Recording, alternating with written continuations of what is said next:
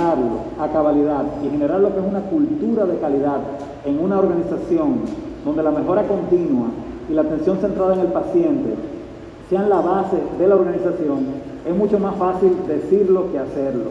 Por eso entendemos y queríamos comenzar en el día de hoy con el tema calidad y seguridad. No podemos hablar de turismo de salud o no podemos hablar de medicina competitiva sin conversar sobre protocolos y sin entender que los protocolos son dinámicos y mucho más en un entorno tan cambiante como el entorno de una pandemia. Por eso precisamente vamos a poder conversar y escuchar la experiencia de cada uno de estos centros en adaptarse a estos procesos tan dinámicos. Vamos a comenzar con el doctor Arnaldo Espaillat, quien es director médico del Instituto Espaillat Cabral, pero antes de comenzar y hacer mi primera pregunta, yo tengo ineludiblemente que felicitar al doctor por el reconocimiento que recibió en el día de ayer como el primer centro acreditado por Healthcare Facility Accreditation Program en República Dominicana. O sea que muchas felicidades, doctor. Muchas gracias, Alejandro. La verdad es que fue un motivo de mucha satisfacción, pero además de estímulo para seguir en ese proceso de mejoramiento continuo en la calidad de la atención que prestamos a los pacientes. Gracias. Bueno, vamos a comenzar con la primera pregunta del panel y es básicamente ¿cuáles fueron las implicaciones de conseguir esta acreditación internacional? Y a la vez, para irme de forma también expedita a la segunda pregunta, ¿qué cambios ha tenido que hacer el Instituto Espaillat Cabral en tiempos de pandemia para implementar estándares COVID-safe? En cuanto a la primera pregunta, para lograr la acreditación, fue un proceso continuo que había empezado desde hace 20 años, cuando mi esposa, que es la encargada de la administración, hizo un curso máster en la Universidad Católica Madre y Maestra de Calidad y Administración en Salud, auspiciada por la Joint Commission International. De ahí fuimos evolucionando, tratando de ver cuáles eran estándares que nos pudieran asegurar esa calidad, y pasamos por diferentes procesos que había entonces. Pero siempre teníamos la inquietud de buscar algo que fuera un estándar internacional y no ajustes locales. Entonces pudimos contactar con una compañía que se llama Healthcare Choices, que está radicada en Costa Rica y que representa para Latinoamérica la Healthcare Facility Accreditation Program. En ese momento empezamos los contactos para ver qué podíamos añadir a lo implementado en ese momento. Como ya teníamos un camino largo recorrido y estas personas nos fueron asesorando para implementar lo que nos fue faltando. Nosotros hicimos esta acreditación en un tiempo relativamente corto, de 2 años, porque ya teníamos mucho implementado. Pero es algo que realmente cambia la manera de tú funcionar internamente en la institución. Desde los controles que pueden ayudarte a ti para la administración, pero segundo, para hacer que todos los pasos que el paciente va a vivir en el transcurso de su camino por la institución le sirvan de garantía de los servicios. Y esto implementó desde lo que son controles de infraestructura para que cumplieran con los criterios internacional de seguridad, hasta lo que son también el perfil definido que tiene que tener cada persona que cumple cada rol en la institución, hasta los protocolos que se tienen que instaurar para el proceso médico en sí y los protocolos en las diferentes áreas que componen la clínica. Pero definitivamente ese cambio de cultura hace que el mismo paciente te lo diga. No solamente se va a beneficiar el paciente que va a venir de afuera, sino el local. Y oír constantemente cómo el paciente te dice: he sentido que estoy fuera del país, es la mejor manera de tú saber que has ido cumpliendo bien esos estándares internacionales. De acuerdo. Y en cuanto a la implementación de los estándares COVID-safe, ¿cómo ha sido ese cambio? Sobre todo porque ha interferido en la forma que hacemos medicina clínica, pero también medicina quirúrgica, también en la cantidad de pacientes que podemos ver por día, también todas las normas de bioseguridad, y todo esto tiene un impacto que mucha gente no se imagina. A veces cuando converso con diversos sectores, a nivel gubernamental o a nivel inclusive del sector financiero, etcétera, pudieran entender que el sector salud en una pandemia es un sector que se ha hecho altísimamente rentable, aunque es un sector que definitivamente es altamente resiliente, que es estratégico y que es importante. Muchas personas no tienen el grado de conciencia de lo costoso que es prestar atenciones en tiempos de COVID y lo que implica a veces atender pacientes COVID con respecto a no atender pacientes que no tienen COVID. Entonces me interesa que desde el punto de vista oftalmológico, su experiencia, nos abunde un poquito más sobre eso.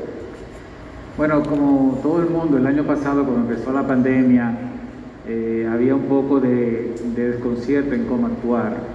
Y en ese periodo de tiempo donde cerraron las actividades de todo el mundo, incluso muchos centros privados cerraron durante 2 meses,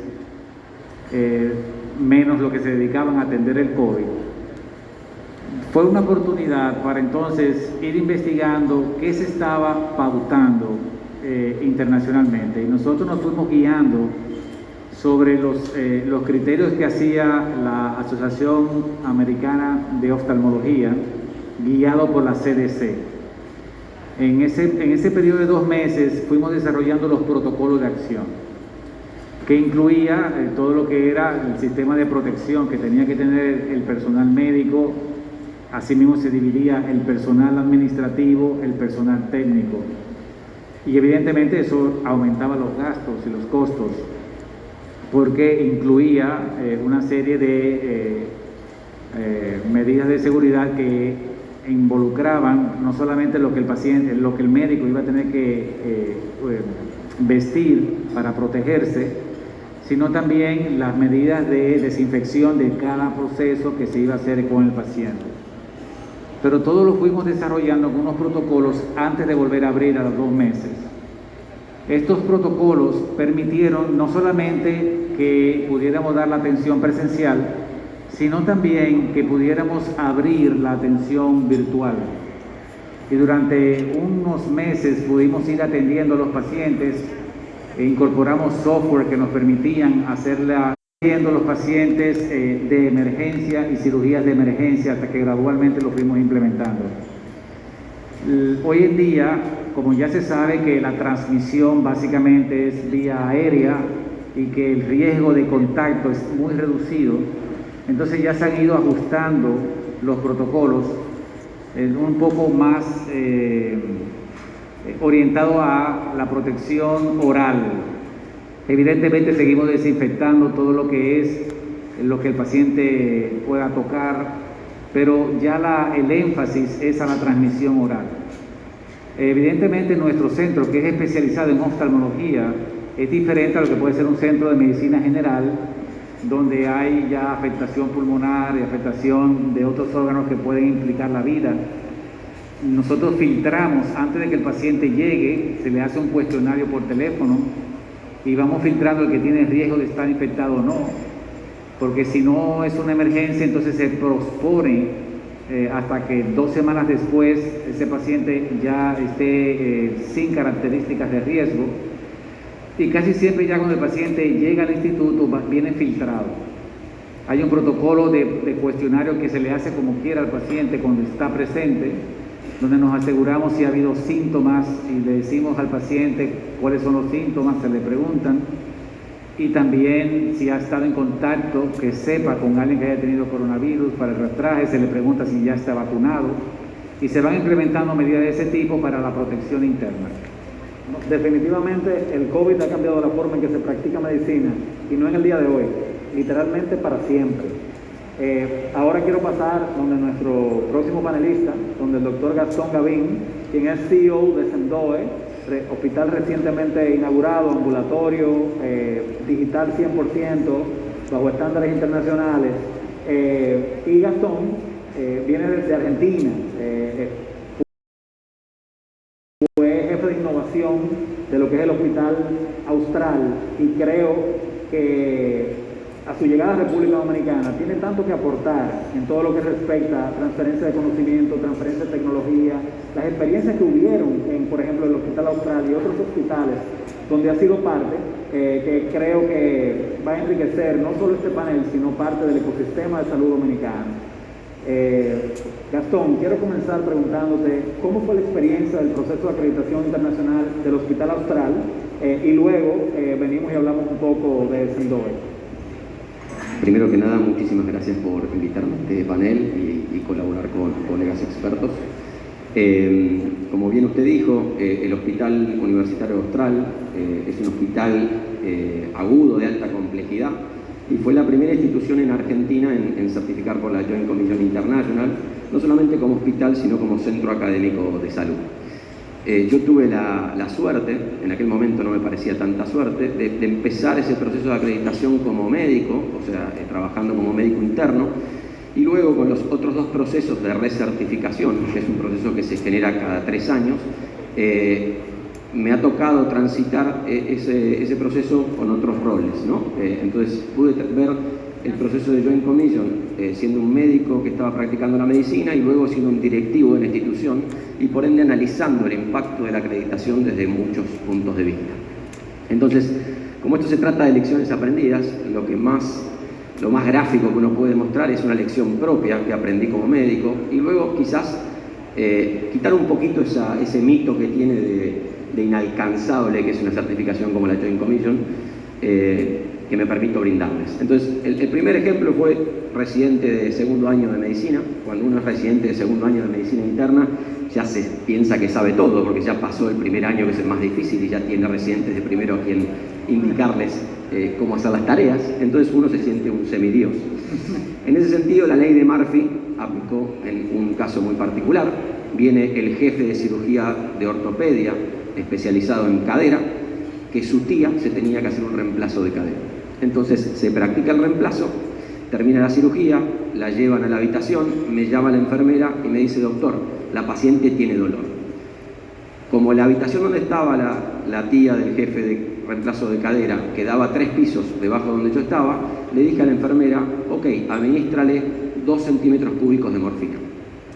Esos 2 centímetros cúbicos de morfina que yo le estaba diciendo verbalmente, en mi cabeza era hacer una dilución de una ampolla de 1 centímetro cúbico de morfina en 10 mililitros de solución fisiológica y aplicarle 2 centímetros cúbicos de esa dilución. La enfermera entendió que tenía que cargar 2 ampollas completas y administrarle las 2 ampollas.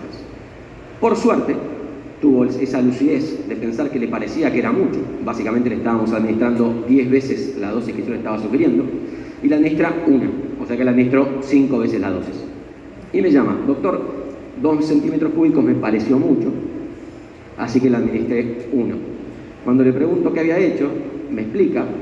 Básicamente, el final de esa historia fue que me pasé toda la noche controlando los signos vitales de la señora para que no haga un paro respiratorio.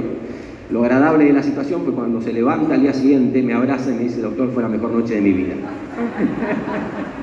Entonces, literalmente fue la primera vez que como médico drogué a una persona. Ahí entendí el concepto de lo que se llama comunicación efectiva. ¿Bien? Y es parte de los estándares que tiene una certificación internacional. Entonces, una certificación internacional es simplemente una estandarización de la manera que queremos prestar servicios de salud. En ese sentido, lo que hay que hacer es un consenso profesional médico en donde, como bien dijo el doctor, se establece un protocolo de cómo uno va a ejecutar esos servicios.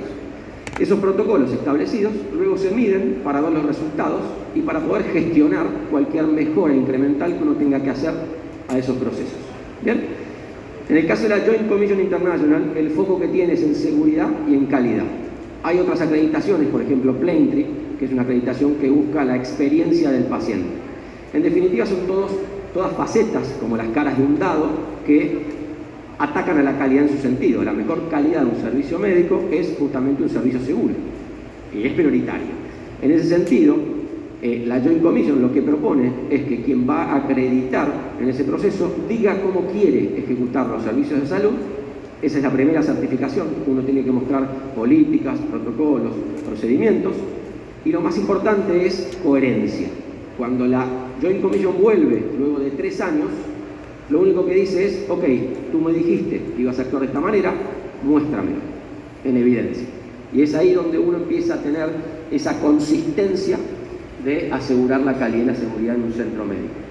Por otro lado, es un proceso de cambio cultural. Bien, el éxito de cualquier acreditación son las personas. Por más que uno tenga sistemas, que uno tenga políticas, procedimientos, nosotros, los profesionales de la salud, somos quienes garantizamos el éxito de esa certificación. De hecho, se dice que un proceso de certificación como la Joint Commission termina culturizando en la gente luego de 5 años. ¿Qué quiere decir? Que ni siquiera en la primera certificación uno tiene arraigado ese proceso de trabajar de forma mucho más segura. Para mí fue tan importante ese cambio que cuando nos mirábamos nosotros en la etapa pre-Joint Commission decíamos, ¿cómo puede ser que hayamos gestionado la salud con tanto riesgo? No lo veíamos. Es como cuando uno nos pone una televisión con tecnología 8K, uno dice, wow, es otra imagen. Entonces, en ese proceso, si yo tuviera que definir cuáles son esos highlights, lo primero es, una acreditación de Joint Commission es lograble, por supuesto hay que tener consistencia y dedicación, pues nosotros nos costó 3 años certificar por la Joint Commission. Lo segundo, que también es importante, es un proceso que lo que hace es cambiar la manera que tiene una institución de trabajar de por vida. O sea, no es simplemente certificar para tener un diploma en la pared y luego trabajar de otra manera. Es como que abre los ojos. Entonces, quienes se incursionan en ese camino de la certificación, les va a cambiar incluso la forma de trabajar. Tercero, es costo eficiente.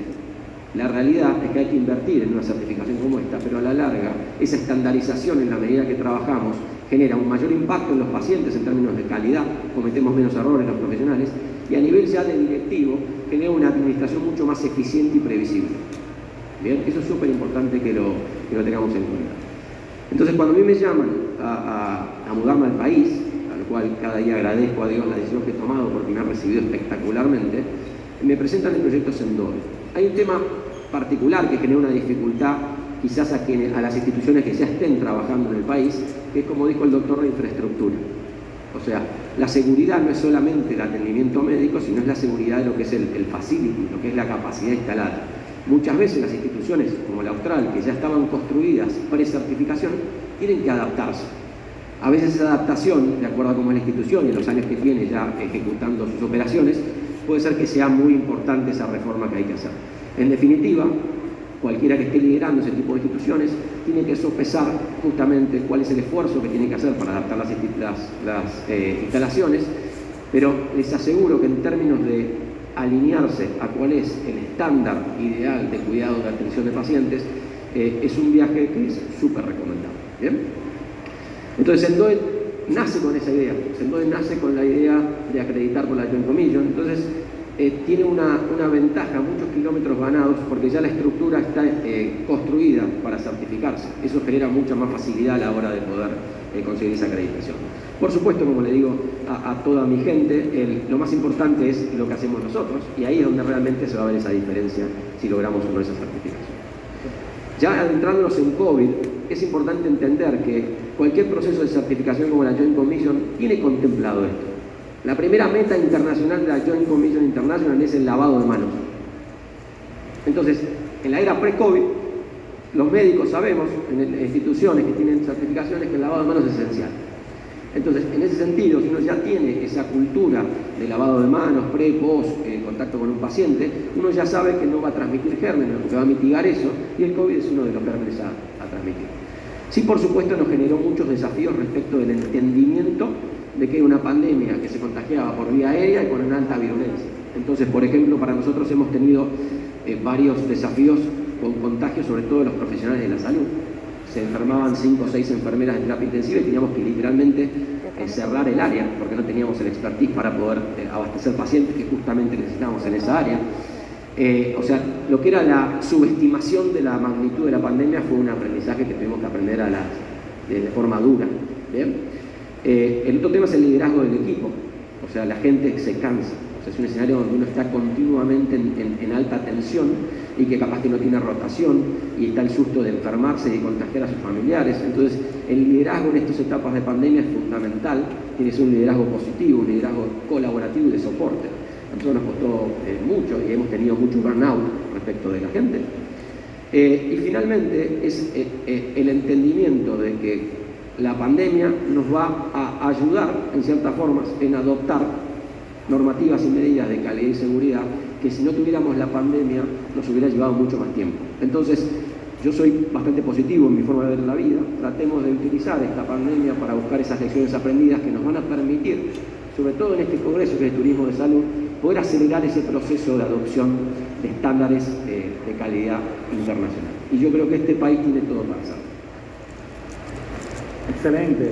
Bueno, cuando visité Santoy, fui testigo de esa hermosa infraestructura, pero realmente lo que más me impresionó es todo lo que está detrás, irónicamente. Todo lo que tiene que ver con transformación digital, con expediente electrónico, Iron Health, y todo lo que tiene que ver también con el conjunto de ese equipo humano, sobre todo médico, liderado por el doctor Betances, que realmente veo el espíritu de que se puede hacer medicina de una forma diferente, no solamente de una forma reactiva, sino de una forma preventiva, y también inculcando de lleno lo que son la promoción de la salud.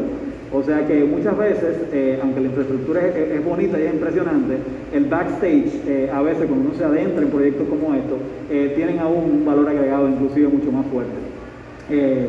Ahora, pasando ya con el doctor José Natalio Redondo, que sin dudas es alguien extremadamente conocido en el sector, más de 35 años en medicina turística, que también fue en una edición pasada del Congreso galardonado como el padre de la medicina turística dominicana. A él no le gusta que yo lo diga, pero yo lo digo igual. Y sin dudas, la experiencia que ha tenido desarrollando centros de salud en los principales polos turísticos de República Dominicana, trabajando con medicina prehospitalaria, medicina hospitalaria, medicina de urgencias, trabajando en turismo de salud y trabajando también en medicina de cruceros, lo hace un gran conocedor del tema. Entonces, aunque el tema central de nuestro son las lecciones aprendidas en el proceso de acreditación internacional y los estándares COVID-Safe, sería un pecado que de aquí nos salpiquemos un poquito también con el tema de turismo médico. Entonces me interesa sobre todo la variedad de las opiniones. Aquí estamos viendo que primero el doctor Espaillá hablaba sobre Healthcare Accreditation Program, posteriormente el doctor Gavín hablaba sobre Joint Commission International y la experiencia de acreditación internacional de Grupo Regio, específicamente el Centro Médico Punta Cana, que fue el primer centro de salud de República Dominicana de tercer nivel acreditado internacionalmente con Accreditation Canada, que es una acreditadora también que tiene el aval o la certificación de la Sociedad Internacional de Calidad, que es la misma que también avala y certifica a Joint Commission. Creo que es de gran aprendizaje para todos los presentes. Doctor, en ese sentido, ¿desarrollese? Sí.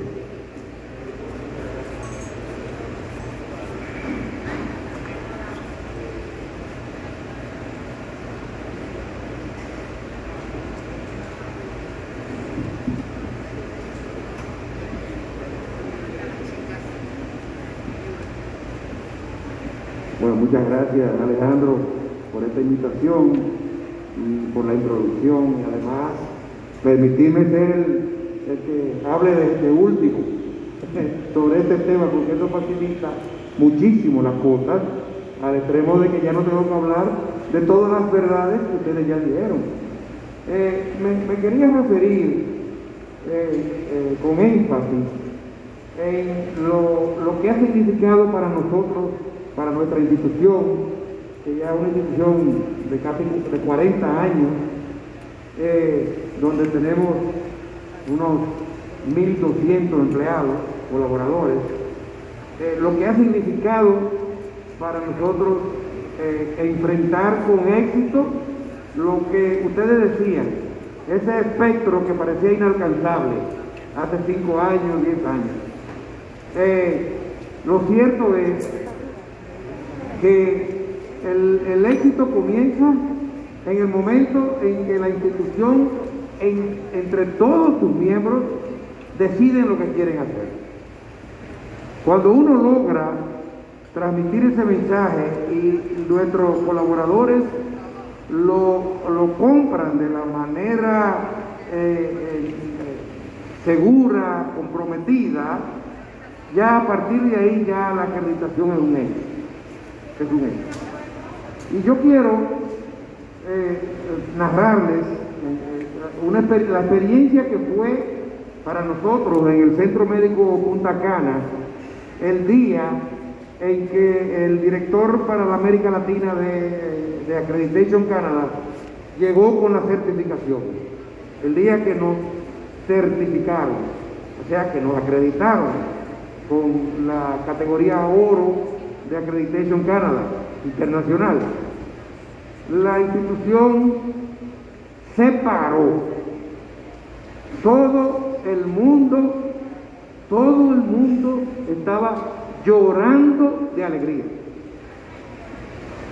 Eso fue espectacular para todos y para ellos también. Porque ¿qué significa? Que hay el compromiso tiene que ser colectivo. A todos ustedes que están aquí, que tienen que dar ese paso, porque ya, como ustedes ven, es posible. Pero no solamente es posible, sino que hay que quitarse el temor, porque en realidad, como decía Gavin, lo que la acreditadora certifica es lo que tú dices que vas a hacer. Es decir, tú te planteas con ellos cuál es el modelo y los mecanismos que tú quieres implementar. Y luego, a la vuelta de 2 años, 3 años, después de múltiples visitas, ellos vienen y me dicen, bueno, de aquí partimos, que tú me dijiste que querías hacer, ahora muéstramelo, que lo has hecho. Entonces yo creo que tienen que todos ustedes enfocarse en eso, porque República Dominicana ha sido catalogada por organismos internacionales, supervisores internacionales, como el país con la más alta potencialidad de desarrollo de la industria turística ligada al turismo de salud. Pero nosotros necesitamos más acreditadores, necesitamos más centros acreditados. Todo el mundo me pregunta, cuando hablamos de esto, la mayoría, que si eso, que qué significa eso en función de rentabilidad. ¿Es rentable? Miren, les voy a decir algo. Si ustedes van a hacer la acreditación detrás de rentabilidad, no la hagan. No la hagan. Económicamente parece que no es rentable, pero cuando uno se enfoca realmente en lo que pasa, en esa transformación cultural, en esa reducción de pérdidas de tiempo, de mala práctica, esos son costos que al final son reducidos y sí hay rentabilidad. Ahora bien, la gente va a venir donde ti porque tú estés acreditado. No creo. Si el país se acredita, si hay más actores acreditados, más gente va a venir al país a buscar el servicio.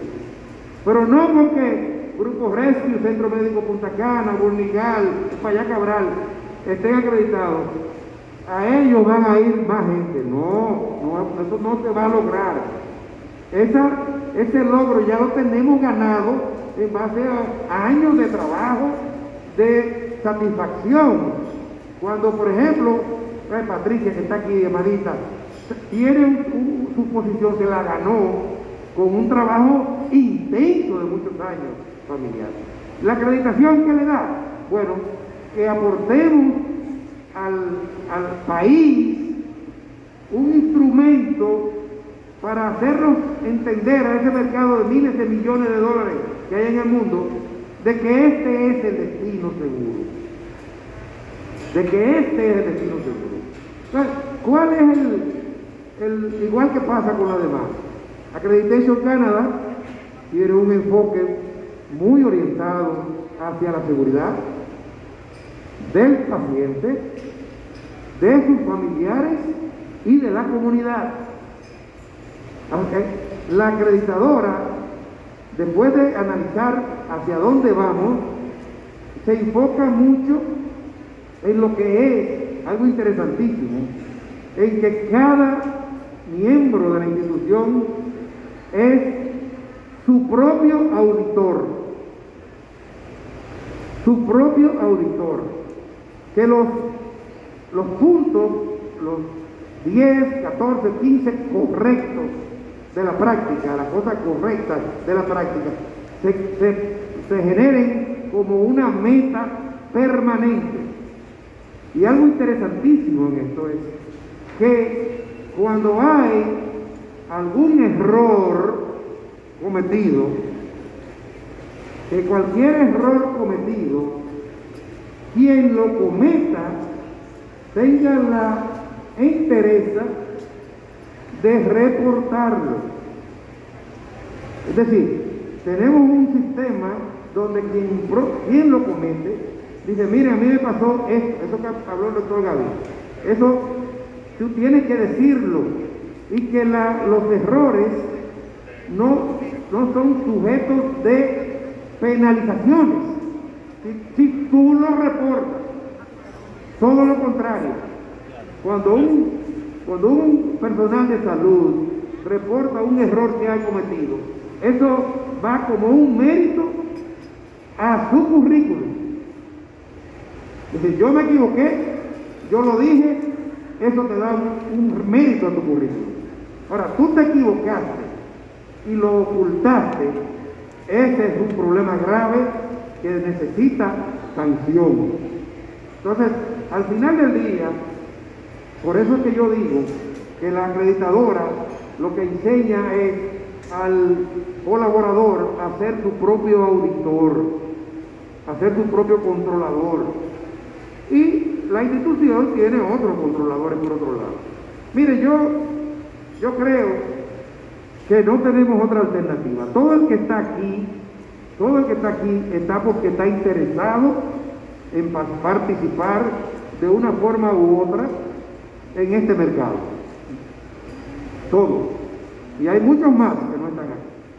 Mi mensaje es que tiene que entenderse claro que bajo el esquema tradicional de práctica médica, lo que hemos hecho hasta ahora no es posible. No es posible. Tenemos necesariamente que transformarnos. Y la mejor manera es a través de la acreditación. Porque la acreditación se convierte en un compromiso global que al final del día nos va a dar mucha satisfacción, pero que además nos va a dar mucha sostenibilidad en el tiempo. Yo creo que ese mensaje es el que ustedes tienen que llevarse, porque de aquí en adelante yo creo que tenemos una potencialidad enorme de generar riquezas por lo que va a pasar en el 2022, 2025, después de la pandemia. Yo creo que por ahí ese es el mensaje que quería dar. Y con relación a COVID, bueno, nosotros, yo me imagino que están mis amigos, mis colaboradores, mis hijos, que cuando yo saqué el celular, ya está trabajando. Bueno, no, yo busqué el informe último y veo que tenemos cerca de 15.000 pacientes atendidos de emergencia de COVID en lo que va de la pandemia, aproximadamente, de emergencia hospitalaria. Sí. Ha sido muy activo esto, pero lo que les puedo asegurar es, cuando nosotros comenzamos con miedo, pero comenzamos bien temprano, desde marzo. Recuerden ustedes que el primer paciente internacional de COVID lo detectamos nosotros en Mayaibe, el italiano famoso que se convirtió después en actor de cine, ¿no? Sí. Bueno, nosotros comenzamos bien temprano y comenzamos con el miedo que había, pero al mismo tiempo, en una población de colaboradores de más de 2.200 personas, imagínense ustedes cuánto tuvimos que mandar a su casa por edad y por comorbilidad. Bueno, pues yo quiero que ustedes sepan que la tasa de infección por COVID en la gente que mandamos para su casa fue un 32% más alta que lo que se quedaron trabajando. Entonces ya eso nos hizo entender que no hay que tener miedo, que lo que hay que hacer las cosas bien. Porque hoy por hoy, el estar en un centro de salud, si tú cumples con los requisitos, que ya no son tantos, acuérdense cómo era al principio, era una locura, era insostenible económicamente. Ya no son tanto, pero ahora mismo estar en un centro de salud es igual o menor riesgo que tú estar en cualquier café o restaurante o montarte en un metro de la República Dominicana y cualquier parte del mundo. Entonces, todos tenemos que trabajar intensamente porque al final del día lo que tenemos que salir de esto. Tenemos que salir de esto para volver a la normalidad y volver a hacer lo que siempre hemos sabido hacer, que es darle un servicio de calidad a nuestra población local y a nuestros visitantes. Excelentes palabras, doctor. Yo creo que tenemos que hacer hincapié